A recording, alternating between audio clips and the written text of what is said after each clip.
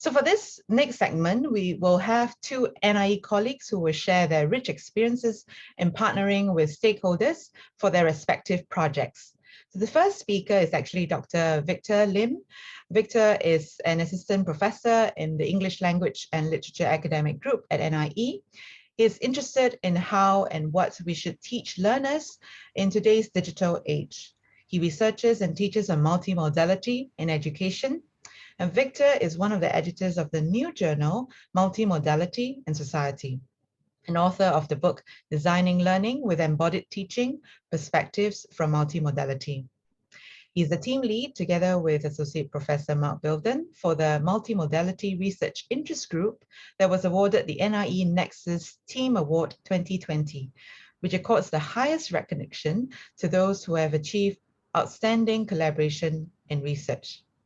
I'll now hand the time over to to Victor. Victor, please. Thank you very much for the very kind introduction, Lorraine. I'm just going to share my screen at this point in time. Thanks very much, Mark, for the very kind introduction to share about the work that we are doing in the Multimodality Special Interest Group. Just to check that you are seeing my screen correctly, everybody? Yes, we are. Yes. Wonderful. Now, we started this group in 2019, and over the last year in particular, I think fueled very much by the COVID-19 pandemic, where Zoom conferencing has become normalized, we have seen very exciting growth in this particular interest group. So I'm going to share with you a little bit more about the purpose of the group, what we do, and how we bring about partnership amongst different groups of people. The purpose of the Multimodality Special Interest Group essentially is to bring together a group of people to build a community of both faculty and postgraduate students in NIE who share an interest in multimodality in education. So it's community building essentially, but we also hope to break institutional silos. So the faculty members, postgraduate students will come from different parts of NIE, different academic groups, as well as program officers. And the purpose for us really is to conduct monthly meetings and to promote a sense of interdisciplinary learning from one another.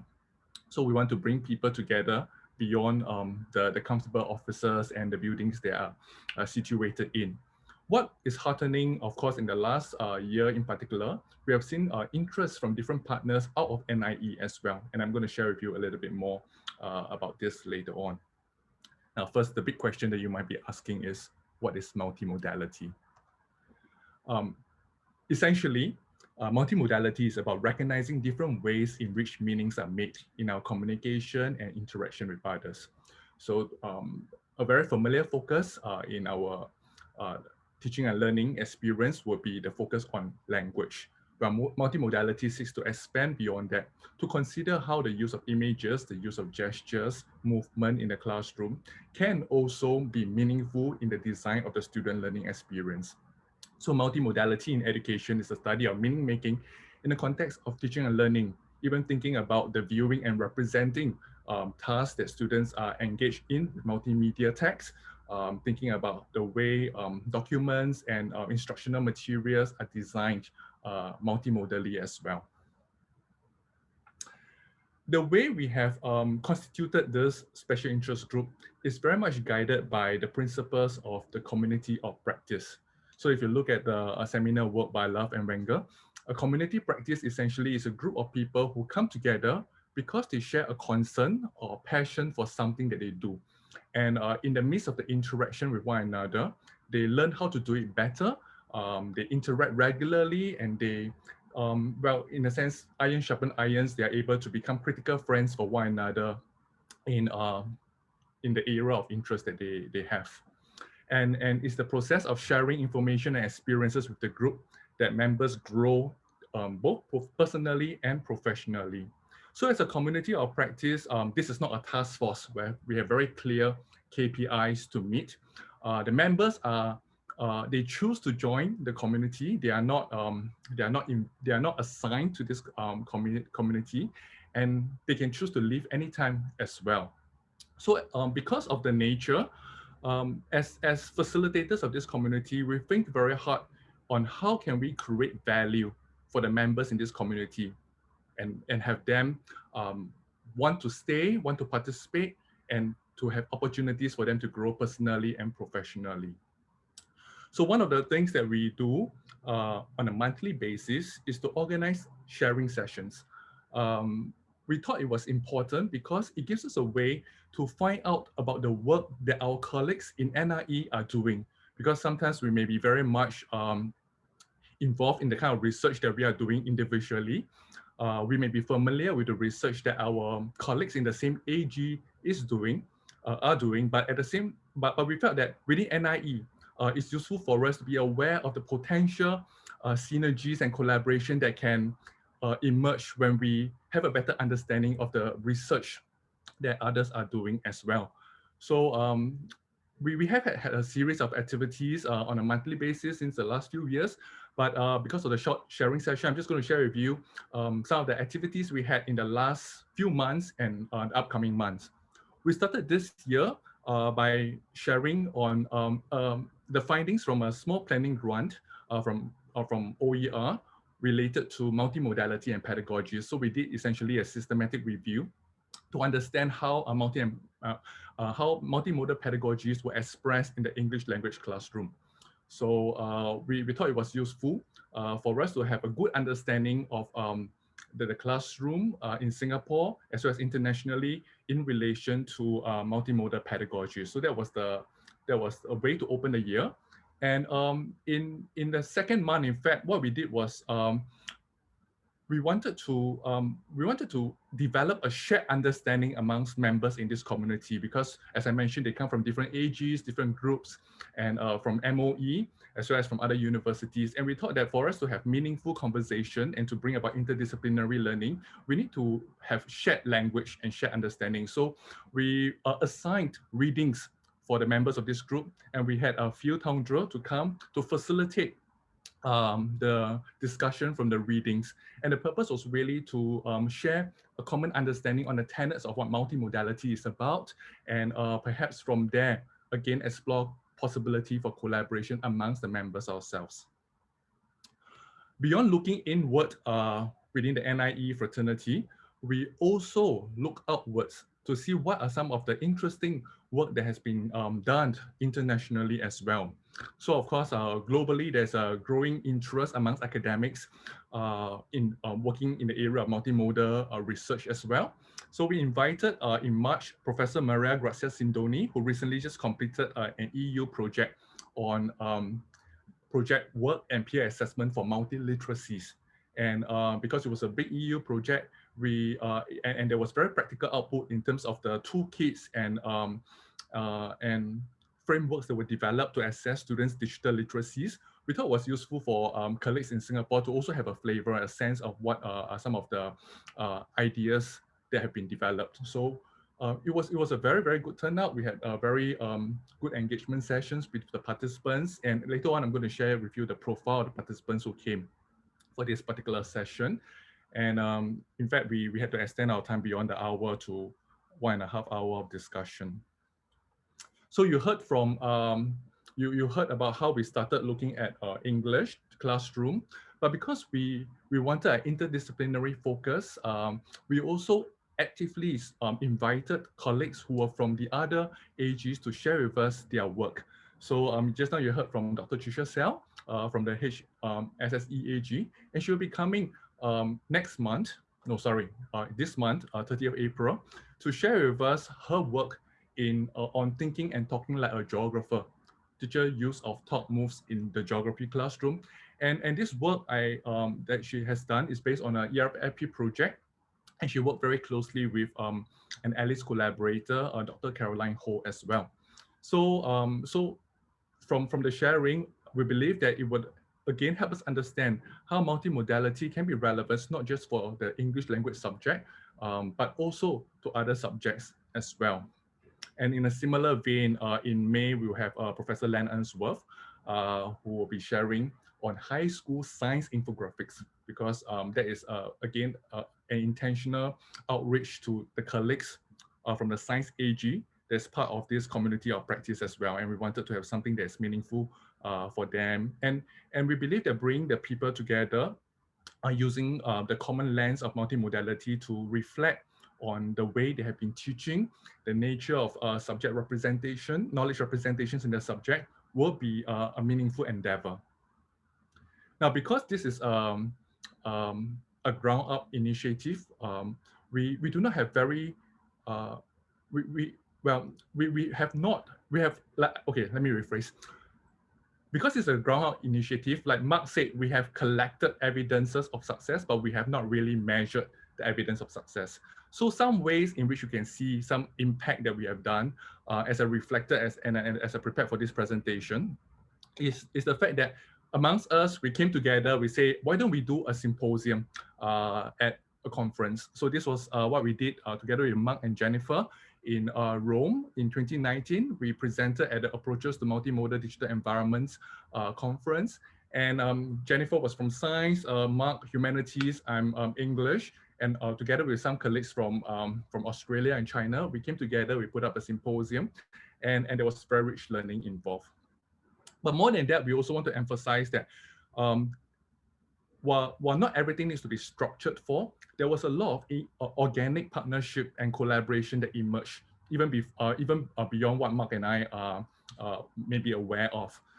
Because as people hear your work, they are interested in the kind of research that you're doing, conversation, sex conversation, email follow-up can occur. And there could be a lot more partnership opportunities that is forged.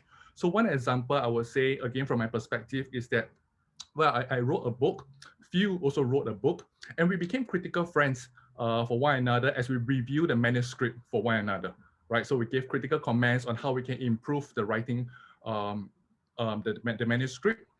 We shared about ideas from our book at the MMSIG, at a special interest group a year ago, before we actually firmed up some of these ideas. And what was nice also is that when we shared about these ideas and when the members of the SIG knew that we had published this book, they paid a little bit more attention to it, and they also publicized it to their own network. So while, for instance, my book was written with the educational researcher in mind, we had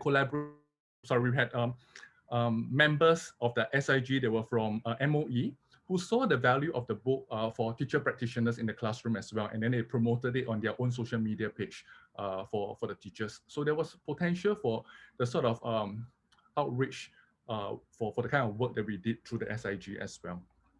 So to give you a sense very quickly as I round up, at the close of registration for Professor Maria Grazia's session in March, we had 61 participants, and the kind of profile was something that we were quite encouraged by. The main focus was still NIE faculty and members, but we had a good number of interested colleagues from MOE who signed up as well. And then of course, beyond that, we had colleagues from universities in Singapore, as well as international universities who joined us for the session. This is my last slide. At present, we have 66 members in the SIG, mainly from NIE, NTU, a good number from MOE, as well as 11 from other universities who are interested. Many of the guests that we have invited to speak for us, after they spoke with us, they said that can we join the group as well because we're interested in what you're doing. And I would also like to extend the invitation to you today. If you're interested in multimodality in education, drop us an email and we can put you on the mailing list and you can join us for the next session as well. Thank you very much. Thank you so much, Victor. That is very exciting. Yeah. I'd just like to take this chance to also share that the other NIE Nexus Award winner is the Mary STEM at NIE that provides leadership on science, technology, engineering, and mathematics education research in Singapore through collaborative partnerships with researchers, academics, and industries in the STEM discipline and education. So we're really hoping to invite them to share their work and partnership at the next OER Partnership Day. So please stay tuned. Our next speaker is Dr. Imelda Kelly. Imelda is a senior research scientist and assistant dean partnerships at the Office of Education Research.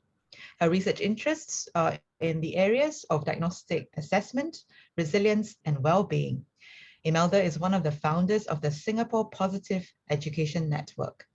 She has been working closely with several schools in Singapore as a research collaborator or consultant to develop and implement positive education activities tailored for diverse groups of learners and to assess the impact of school programs. And now let's invite Imelda to share with us. Imelda, please. Thanks for the introduction, Lorraine. Can you hear me? Absolutely, thanks. Can see my slides? Looks good. Okay, thank you. Okay, a pleasant good morning to everyone. I've been with the Office of Education Research for about 10 years now and have done a number of research collaborations with local schools. For today, I will highlight my sustained partnerships with a few local schools. I will also share some insights on the factors that I think contributed to the strength of such partnerships.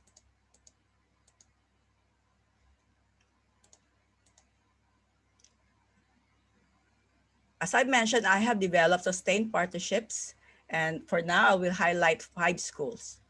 Okay, I work with Westwood Primary School, Northbrook Secondary School, Edsfield Secondary School, Rosite School, Assumption Pathway School, and the Ministry of Education has also been involved in several of my research collaborations with schools.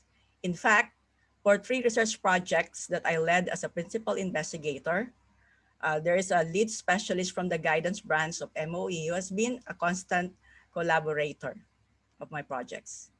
I will now elaborate on my partnerships with 3 schools mentioned.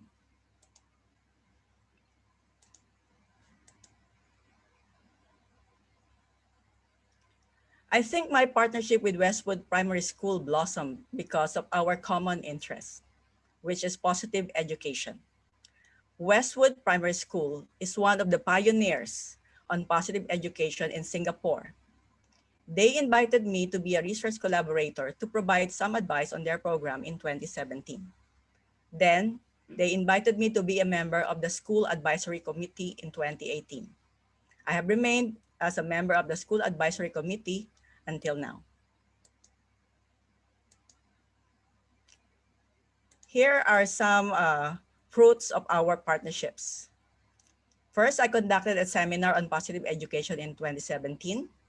It was followed by another seminar for parents on character strengths, shown here.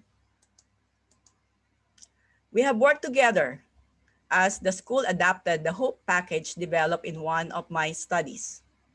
I assisted them in evaluating their positive education program.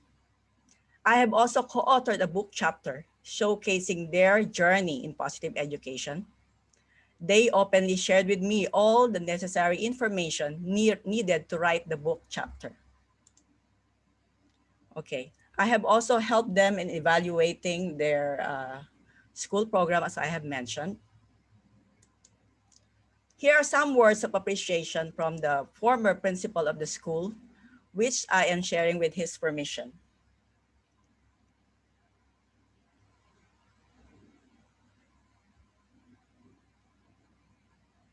The former principal introduced me to other school leaders who are his friends and are also interested in positive education.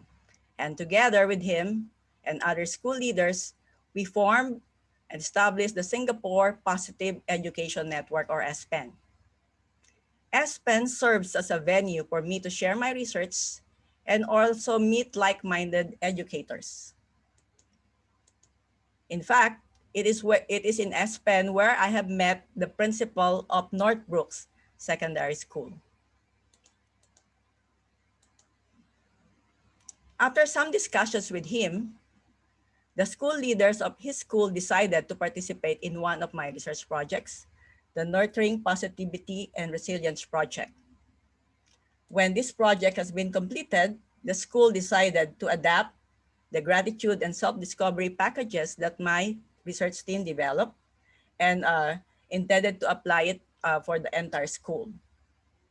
After the completion of the Nurturing Positivity and Resilience Project, the school also participated in my 2 other projects, which are still ongoing. The first is the Stress Mindset Study. It focuses on students' stress mindsets and nature of stress that they experience. The other one is called the Peer Power Study. This focuses on the social networks of students.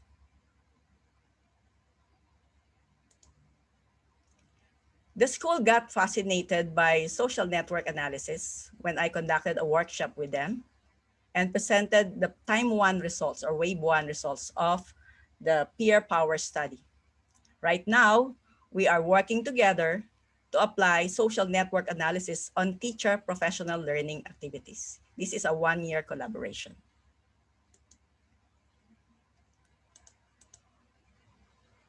This is an infographic prepared by the school about the results of my Nurturing Positivity study. For the record, they prepared it without my knowledge. They just let me know, oh, we have created this infographic out of the results that you've shared with us. And I felt so happy when I've seen this. They have done a great job showcasing the results of the study at their school, better than me, I think. And this infographic has been published at the Singapore Positive Education Network website. The principal of the school has inspired me in many ways. Just like the principal or the former principal of Westwood Primary School, he shows great generosity in recognizing the work that I do. He openly shares the benefits that the school derive from our partnership. I deeply value this kind of gesture of his. I also have a growing partnership with Edsfield Secondary School. We have a common interest on students' social networks or peer networks. In fact, they provided some inputs when I was conceptualizing my peer power study. One of the teachers of the school became a research collaborator of this study. They are also currently participating in the stress mindset study. Both of these studies are longitudinal ones. So we are now on our second year of collaboration. I have done 2 sharings so far. I have shared the time 1 results of the stress mindset study, as well as the time 1 results for the peer power study.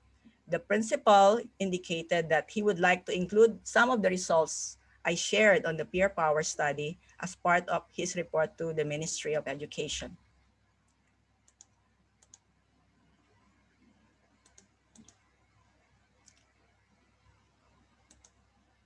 To conclude my sharing, I have identified some key elements that I think help in strengthening my partnerships with the schools mentioned. If you're familiar with, bonding, covalent bonding, Okay. First, I think a common bond helps. The schools that I have worked with, we have this common bond. For example, Westwood Primary School and Northbrook Primary School, we have a common interest on well-being and positive education. With Edsfield Secondary School, we are both interested on students' peer networks. Having two-way value, okay? The partnerships having two-way value also help, which means that my partners and I see the value of each other's contribution. The schools help me do my research. They are very efficient when we make arrangement for data collection. They also recommend me to other schools when I don't have enough samples. It's something like partnership breeding another partnership. In turn, I inform my partners on the results of the study, which they use to improve their programs or to reflect on their programs. They also use some of the products of my research as part of their school activities. I also conduct workshops upon request of the schools. Another factor which I think has helped in strengthening my partnership with schools is ongoing communication. I constantly update my school partners on the progress of my studies. For my 2 longitudinal studies, I do presentations of preliminary results to partner schools after each wave of data collection. A bit tiring because if the study involves 3 waves of data collection, I had to prepare 3 reports for each school. The school leaders also send me queries, requests about research instruments or references, and I gladly accede to such requests. I was happy to help them. My partners are also generous with expressing their appreciation of my work and contribution to the school. This gesture adds oil to the partnership and makes me more inspired to carry on working with them. So far, I have been enjoying my partnership journey with local schools. Although, to be honest, and as I have mentioned earlier, it could be tiring at times. But I believe the partnerships make my research more meaningful. Thank you so much for your attention. Thank you so much, Imelda, for sharing with us, and also Victor for your insightful sharing in developing and sustaining partnerships and what the exciting possibilities they can lead to. Like, dear colleagues, we are about to have a break, but we're running a little bit behind time. So here's some reminders just before that. After the break, it's time for our 4 breakout sessions. We'll have the full subject-based banding facilitated by Dr. Chua Pui Huat, Science Learning by Assistant Professor Azilawati Jamaluddin, Skills Future for Educators by Dr. Trevina Kang, Harnessing Data by Dr. Melvin Chan. Please note that the breakout sessions will automatically start at the end of this probably 7-minute rather than a 10-minute break. And these breakout sessions are not recorded. This event will actually end from the breakout sessions and hence will not be returning to this main session. Right, just before we go, I'd like to invite Mark back just to say a few words before we head for our break. Mark, please. Thank you, Lorraine. And well, first of all, I think just to follow up from Imelda's talk on the work that she's doing in schools, I think all the research studies that I read about positive education, positive psychology, and well-being point to 3 key components. One is service, that we serve something that's much greater than ourselves. And I want to thank everybody who's here today for their contributions to the education system. And I think we all are quite committed to education and educational improvement. So thank you very much. And we look forward to developing partnerships that can foster that. The second thing is gratitude. And Imelda mentioned that in her slides. And I just really want to take the opportunity to thank everyone who's been involved in this day. So I'd like to thank the panelists, Marilyn, Tricia, and Monica, as well as the sharing session speakers, Victor and Imelda. And I'd also like to, in advance, thank the breakout session facilitators, Pui Huat, Ozzy, Trevina, Melvin, I think that, yeah. And I'd also like to thank the people who have been kind of behind the scenes, but are also playing a very important role, and they'll continue as note takers in the breakout sessions. So Clement, Monica, Lynn, and Shruti. And then we have our REP team, Gina, Vivian, and Joan, who have also been making sure that this goes without a hitch thus far. So thank you very much. And the last bit of well-being is actually sleep. And so at this point, I want to allow David to take his leave and to get some good sleep tonight so that he can be well rested. But I just really thank you so much, David, again, for joining us and for sharing your insights with us. This has been a really, I think, just a great start to the Partnerships Day. And we look forward to everyone coming back for the breakout sessions, but thank you. And we look forward to working with you in the future as well. So thank you very much, David. My pleasure, Mark. My pleasure, Lorraine. Thank you so much for this opportunity. I am going to go off to bed, and I wish the rest of you an amazing rest of your Partnership Day. Thanks, everyone. Thanks, David. Thanks, Mark. And good night, David.